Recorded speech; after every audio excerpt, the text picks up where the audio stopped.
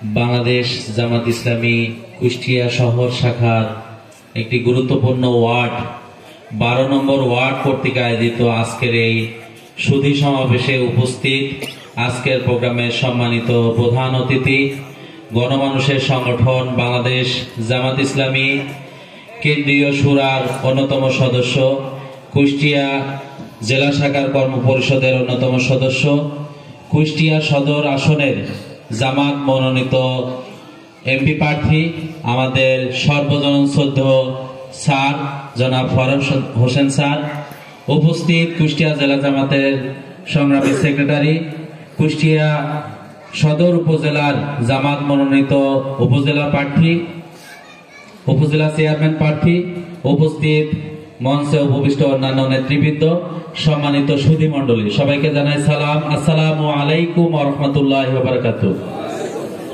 আপনারা সবাই কেমন আছেন?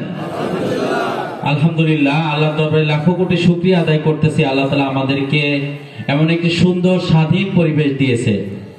গত 4 মাস পূর্বেও আমরা কল্পনাও করতে পারি নাই যে এমন একটি স্বাধীন পরিবেশে আমরা সত্যের কথা, দ্বীনের কথা, ইসলামের কথা মানুষের সামনে বলার মতো এমন একটি সুন্দর পরিবেশ আমরা পাই নাই। আলহামদুলিল্লাহ, আল্লাহ তাআলা আমাদেরকে এমন একটি পরিবেশ দিয়েছে। সবাই বলে আলহামদুলিল্লাহ।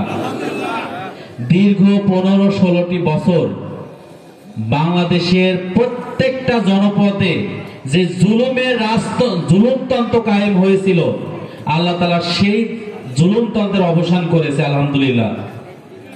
এই জুলুমের শিকার শুধু জামাত ইসলামের কর্মীরা নয়, এই জমিনের প্রত্যেকটা এমন কোন পরিবার পাওয়া যাবে না যে পরিবারের একজন সদস্য এই জুলুমের শিকার হয় নাই।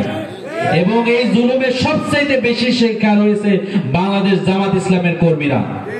বাংলাদেশ জামাত ইসলামের প্রথম সারির 8 জন নেতৃবৃন্দকে, সাবেক আমিরে জামাত থেকে শুরু করে আমাদের নেতৃবৃন্দকে বিচারিক হত্যার মাধ্যমে হত্যা করা হয়েছে।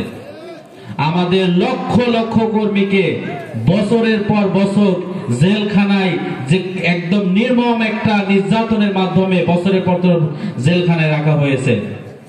আমাদের ভাইরা ঘরে থাকতে পারে নাই, তার ব্যবসা প্রতিষ্ঠানে থাকতে পারে নাই। এই ইতিহাস যদি এখানে আলোচনা করা হয়, সকাল থেকে শুরু করে রাত বয়ে যাবে, রাত শেষ হয়ে দিন আসবে, এই জুলুমের বাণী শেষ করা যাবে না। অতএব আল্লাহ তাআলা আমাদেরকে সেই জায়গা থেকে মুক্ত করেছেন, একটা সুযোগ দিয়েছেন, আজকে আমরা স্বাধীনভাবে কথা বলতে পারছি। এজন্য প্রিয় ভাইরা, আমি আপনাদের কাছে উদাত্ত আহ্বান রাখতে চাই। 2-1টি কথা বলেই শেষ করব। আমাদের মেহমান, অনেক রাত হয়ে গেছে, মেহমানরা মূলত কথা বলবেন। আমি 2-3টা কথা বলেই আমার কথা শেষ করতে চাই। আল্লাহ তাআলা আমাদেরকে এই দুনিয়াতে পাঠিয়েছেন তার প্রতিনিধি হিসেবে।